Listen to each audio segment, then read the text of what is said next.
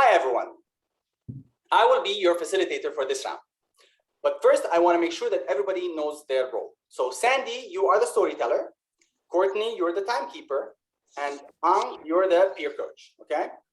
Now, Sandy, as a storyteller, you will have 2 minutes to tell your story. You would look at Courtney to get the time. She's going to give you the time cues. And remember, in your story, you need to tell a challenge, a choice, and an outcome, the 3 main parts of any story. And after telling your story, just stay quiet so that you listen to all the feedback. You do not need to respond, okay? That's very important. Now, Courtney, as a timekeeper, please give the storyteller 2 minutes. And then when it's 1 minute that passed, give them 1 minute. And when there are 30 seconds left, tell them 30 seconds. And then when the time is up, just cross your arms so that they see that on the camera, okay? And when it's time for us to give feedback after her 2 minutes, also give us 3 minutes to give feedback and give us the time cues as well, so that everybody keeps the time. Now, Ang, as peer coach, make sure to listen to the storyteller as they identify the challenge, the choice, and the outcome in their story. Listen to where they say those parts. And are there any images that you remember? Note them down. And how did you feel about those images? Also write them down. And when they're done, you will be telling the storyteller if there is anything you wanted to know more about or you felt that it was missing. Okay, so these are the things that you're trying to give feedback on. Now, does anybody have any questions about the roles? Great, let's get started. Okay, Sandy, I will hold up my finger to indicate that you have 1 minute left, and then I will hold up 3 fingers to signal that you have 30 seconds left. Then I will cross both of my arms to indicate that your time is up. All right, I'm ready to listen to your story, Sandy. Okay, I will start now. I was 13 when I came to the United States. I came to a state called Utah, Salt Lake City, Utah. And I remember October was snowing. And the first day in school, I was in the 7th grade. And the school name is Westlake Junior High. And I remember at lunchtime when everyone was going to lunch, and I stood outside the lunchroom looking through the glass door while all the other students was eating and laughing. I stood outside crying, because I didn't know how to ask for lunch ticket in English. And for that whole week in school, all I could do was put my head down on the desk and cry because I didn't understand the word the teacher was saying. But no one paid any attention to me. And then I remember for 3 years in the refugee camps, I dreamed of one day I could come to US and go to school. And my parents and I almost died in the ocean on a fishing boat when the other boat was going to crash into us. And now all I could do is cry. I realized crying was not the answer. So every night I sat up with a very thick Vietnamese green dictionary and look up every word. Sometimes English doesn't make, the homework doesn't make any sense. But I push on, and with the help of friends and teachers, a year later, I become a straight A student. And 5 years later, I got a scholarship to go to Duke University, one of the top universities in the US. And then when I graduate, I decided I want to help refugees. And at that time, there were 6,000 refugees coming to Washington, D.C. And these children didn't know how to speak English.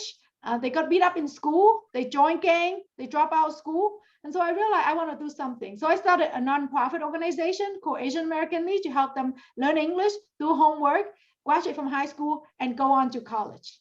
And I want these children to have the same opportunity as I have. As a refugee student, get to go to school and move out of poverty. Very good. Very good. Thank you very much, Sandy. That was really good. Okay, so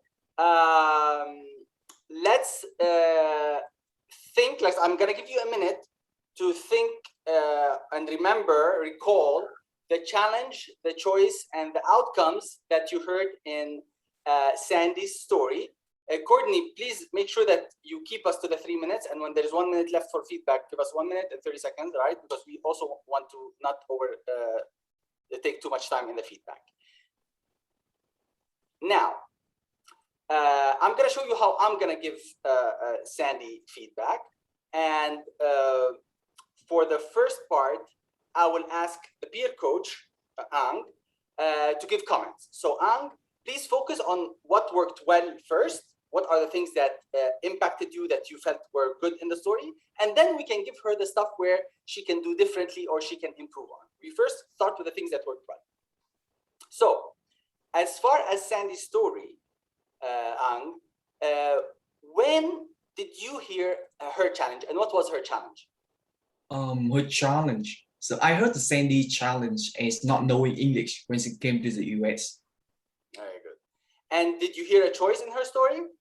Her choice is that she decided to learn English because like she need to know English to like ask for a lunch ticket or something else. Like she breathes her life here, and if she cannot speak English, like she cannot do nothing. Very good. Yes, she created that tension. Without English, she can't access food. Good. And when did you hear an outcome? The outcome is that she got a scholarship to go to Duke University, and also she started a non-profit to help refugee children in Washington, D.C. Very good. So all of these were outcomes. Very good. And do you remember any specific images that stuck with you? An image that I remember the most is that when she stand outside the lunchroom, looking through the glass door. And also I remember the image of the green dictionary, very thick one to study English. Yeah.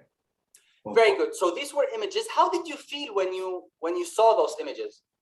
I feel really sad because like she had to stay outside the lunchroom, were crying because she didn't know how to speak English for a lunch ticket.